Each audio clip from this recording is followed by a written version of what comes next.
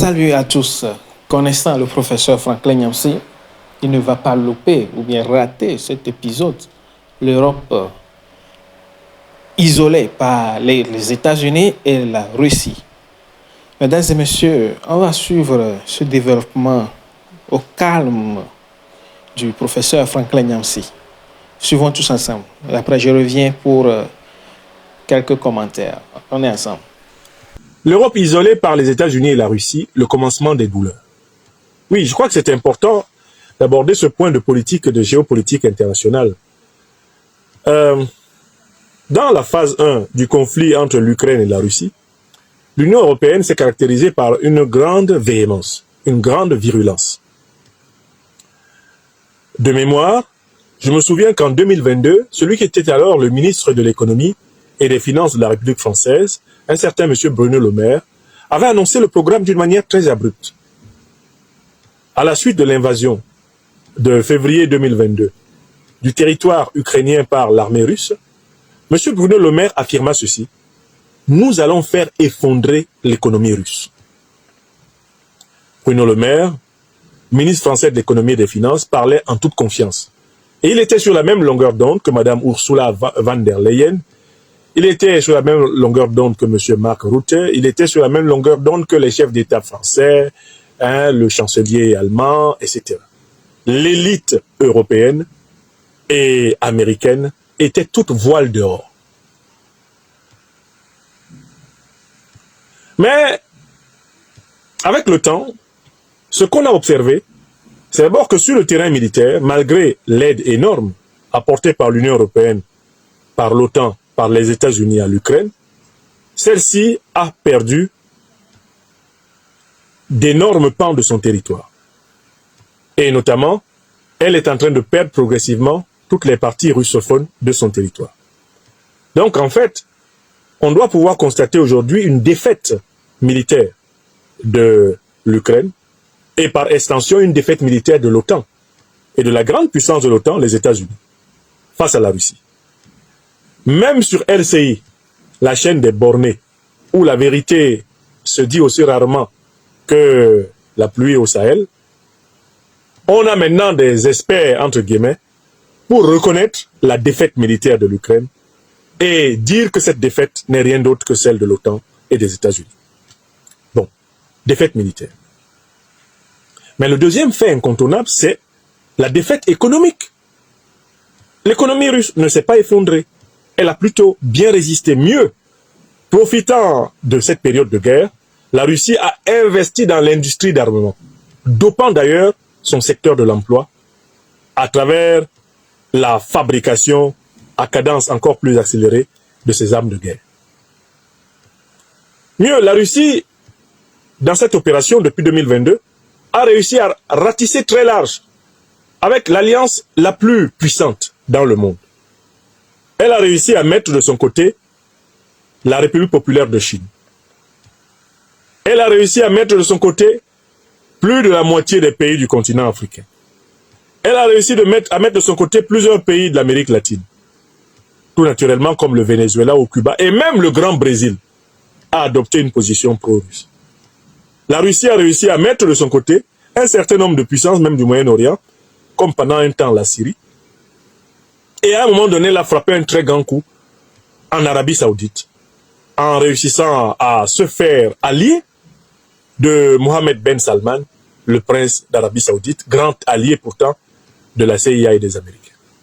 Donc, sur le plan économique, malgré toutes les vagues de sanctions qui sont abattues contre la Russie, elle ne s'est pas économiquement effondrée. Deuxième échec de l'Europe. Deuxième échec politique de l'Occident.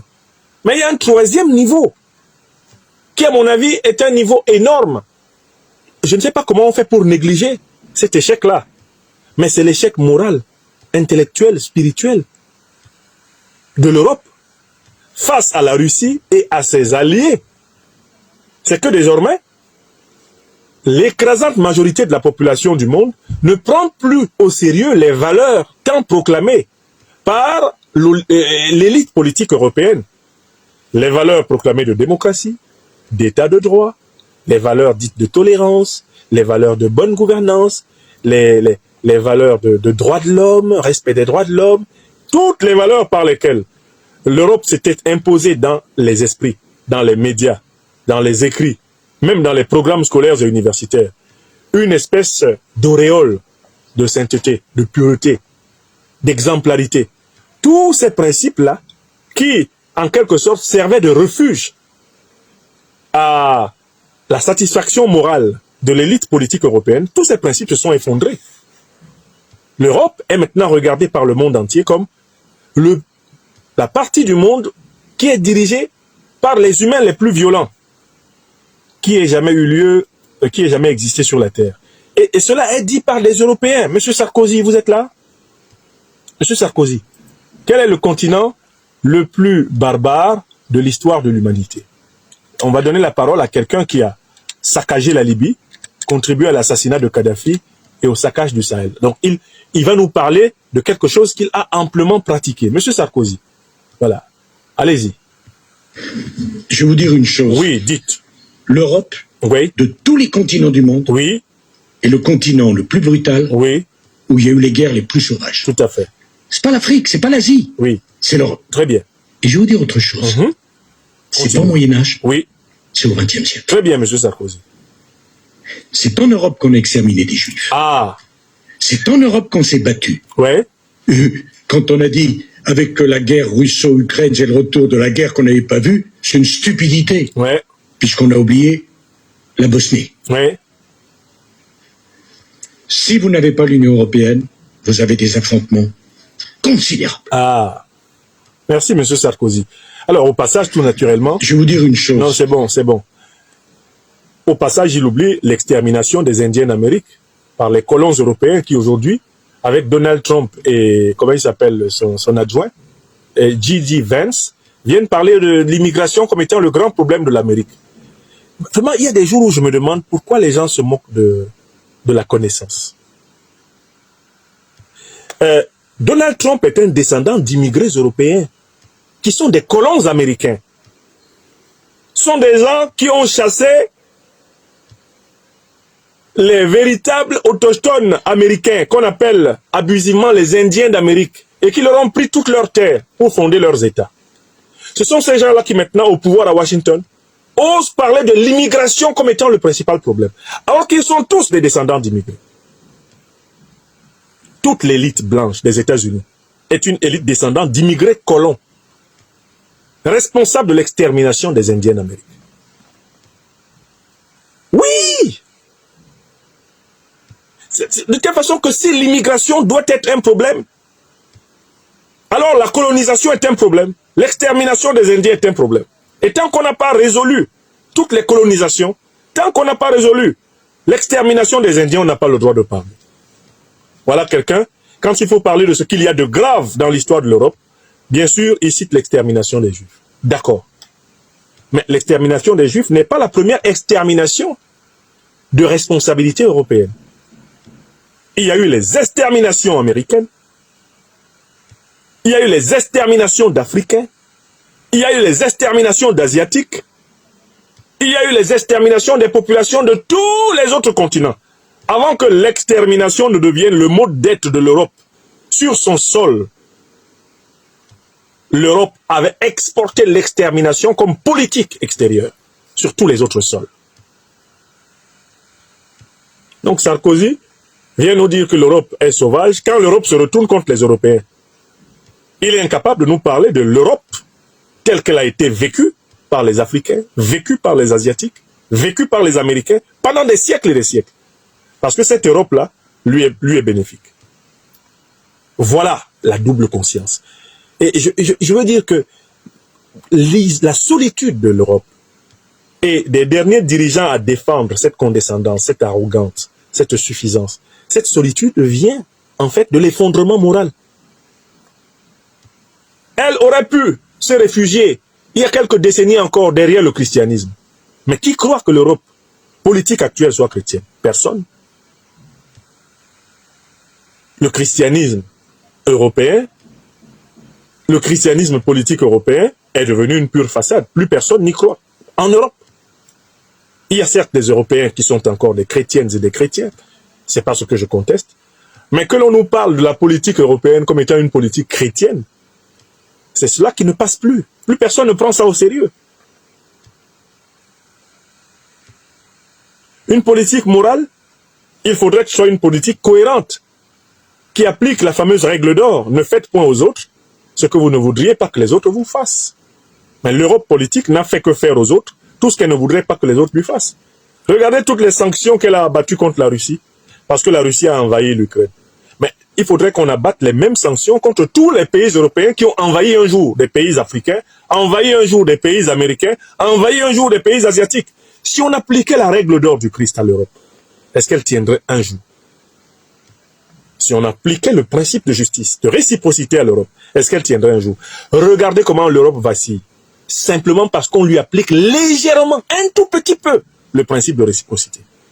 Et vous savez qui le lui applique? Mais d'un côté, un Européen, Poutine, et de l'autre côté, un autre Européen, Trump. L'Europe est punie par ses propres descendants, par ses propres enfants.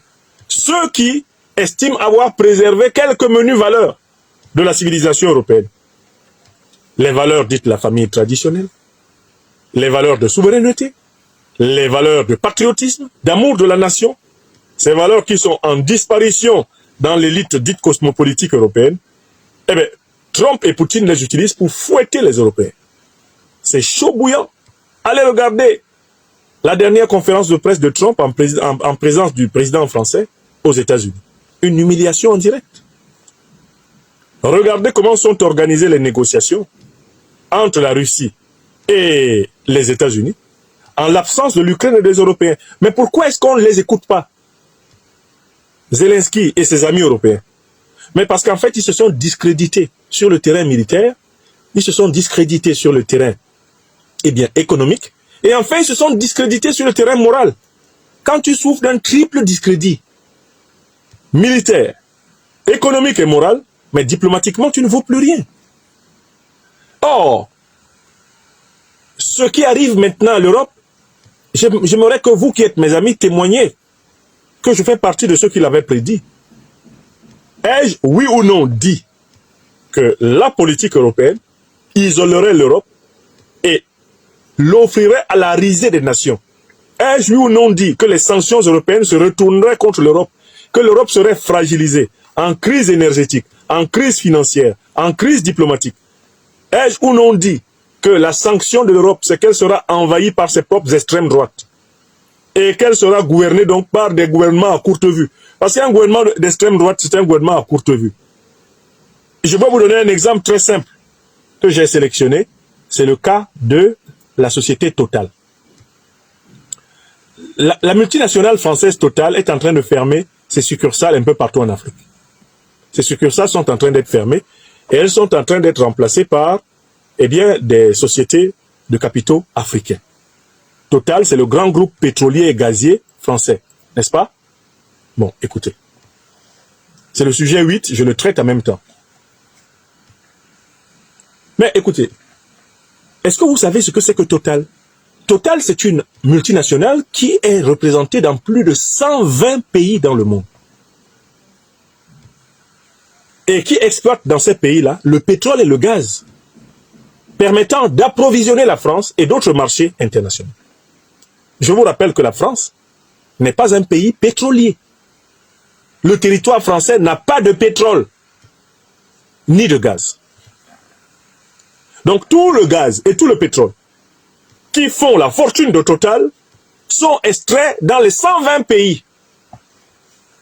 Dans les 120 pays où Total est représenté.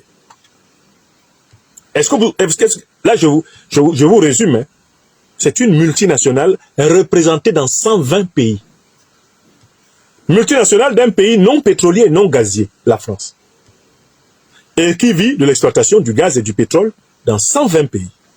D'accord? Je vous demande de noter cette information. Et maintenant, écoutez la suite de mon raisonnement. Est-ce qu'un pays qui a des multinationales, qui vivent des richesses de 120 pays, est-ce qu'un tel pays peut avoir des dirigeants xénophobes? Je recommence calmement la question. Pour mes concitoyens d'adoption, les Françaises et les Français. Lorsque vous avez des multinationales, comme Total, qui vivent d'exploiter le pétrole et le gaz dans 120 pays du monde pour que nous ayons du gaz et du pétrole à un prix plus ou moins raisonnable et de plus en plus déraisonnable d'ailleurs, maintenant en France. Est-ce que vous avez le droit d'avoir un gouvernement d'extrême droite qui, matin, midi et soir, s'essuie les pieds sur les étrangers? Mais qui sont les étrangers qui y a en France? Mais ils viennent de ces 120 pays où Total va chercher le pétrole et le gaz pour nous le ramener pour que nous l'achetions à la pompe. Est-ce que vous vous rendez compte que la montée en puissance de l'extrême droite en Europe n'est rien d'autre qu'une rafale? Ce n'est pas une balle tirée par l'extrême droite, par l'Europe à son propre pied. C'est une rafale de munitions tirée par l'Europe contre elle-même.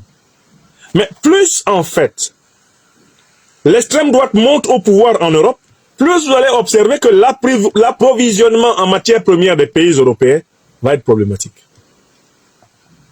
Parce que vous ne pouvez pas, d'un côté, avoir des gouvernements essentiellement xénophobes, des gouvernements qui, matin, midi et soir, font de l'immigré le problème politique central, celui qui permet d'accéder au pouvoir et de gérer le pouvoir, et de se prévaloir de ses propres turpitudes, en expliquant toutes les difficultés politiques par la présence des migrants.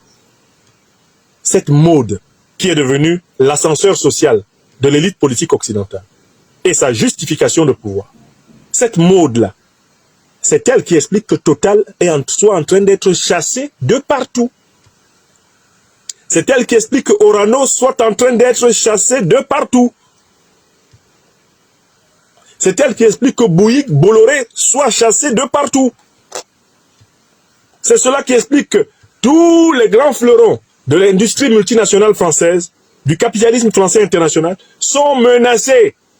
Vous ne pouvez pas avoir les Marine Le Pen, les Retailleau, qui montent en puissance en France, et espérer que les multinationales françaises montent en puissance dans le pays des victimes de la politique xénophobe, représentée par ces élites politiques.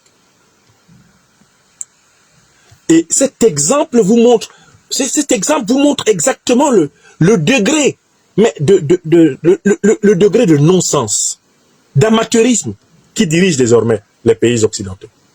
Comment pouvez-vous avoir une politique hostile envers les immigrés, alors que les multinationales qui vous rapportent le plus grand profit sont placées dans les pays de ces immigrés envers lesquels vous êtes hostile? Regardez par exemple l'hostilité envers les Algériens. Mais le gaz algérien vous intéresse. Quand il fallait faire des essais nucléaires, c'est dans le Sahara algérien que vous êtes allé les faire. Mais il faut avoir perdu la tête. Vous êtes intéressé par l'uranium nigérien. Mais les Nigériens n'ont pas de conditions exceptionnelles de séjour en France, d'entrée en France. Ils n'ont pas ces conditions exceptionnelles. Comment pouvez-vous espérer que sur 100, 200, 300 ans, ces gens continuent à vous laisser ramasser leur uranium? Vous êtes là, vous faites monter les Le Pen, les Retailleau. Tout le monde se lève, hein, les Bardella, tout le monde se lève, s'essuie les pieds sur les étrangers. Et vous comptez voir prospérer Bolloré, Bouygues? Vous comptez les voir prospérer Orano dans les pays dont viennent les immigrés qui se plaignent de la manière dont vous les traitez en France?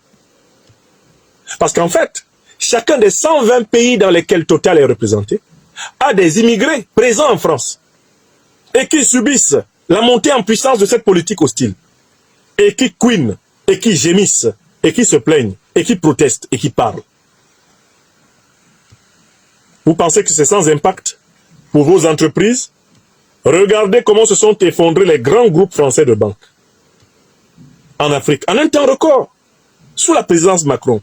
Comptez le nombre de succursales de banques françaises qui ont fermé en Afrique. Donc, je donne ces exemples. Je donne l'exemple, par exemple, de Total, une multinationale présente dans 120 pays, pour prouver que il faut singulièrement manquer de vision pour développer une politique xénophobe quand on a une économie qui dépend de l'étranger. Comme, contrairement aux apparences, c'est le cas de l'économie française.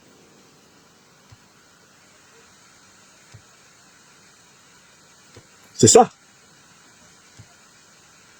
Et donc, l'Europe, pourquoi est-elle isolée? Mais parce que l'élite politique européenne manque de l'esprit de conséquence. C'est une élite qui n'est pas visionnaire. C'est une élite qui s'est enfermée dans des calculs de courte vue. C'est une élite qui s'est enfermée dans un certain nombrilisme, dans un narcissisme stérile. C'est une élite qui n'a pas fait son aggiornamento, qui n'a pas fait son emendatio rerum intellectus, la réforme de son entendement, de sa compréhension du monde. Elle n'a pas été faite. Bien que certains membres de cette élite paraissent jeunes, mais ils sont ringards dans leur tête. Ils ont conservé les réflexes.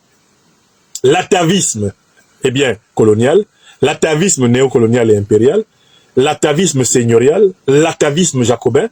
Ce sont des élites qui paraissent jeunes, mais qui sont en réalité des anciennes, des élites archaïques. Voilà la situation telle qu'elle se présente aujourd'hui. Je regarde la situation de l'Europe au moment où la Russie et les États-Unis sont en train de négocier le sort de l'Ukraine, et je vois exactement ce que je vous avais dit ici.